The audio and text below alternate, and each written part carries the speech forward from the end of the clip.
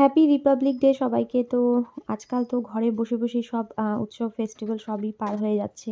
তো আজকে সকালে ঘুম থেকে উঠে প্রথমে তুলসীতলাটা আমি পরিষ্কার করে নিচ্ছি। এতদিন ওপরে কাজ হয়েছিল দেখে সিমেন্ট বালু সব পড়ে একদম খুব খারাপ অবস্থা হয়ে গেছিলো। তো দেখো এইবারে আমি ভালো মতন ঘষে মেজে একদম ঝাঁ চকচকে করলাম। তো তারপরে পাবলোকে একটু রেডি করিয়ে কটা ফটো তোলাবো এই ইচ্ছে আছে। তো অনলাইন থেকে ওর জন্য এই ড্রেসটা আমি অর্ডার করেছিলাম।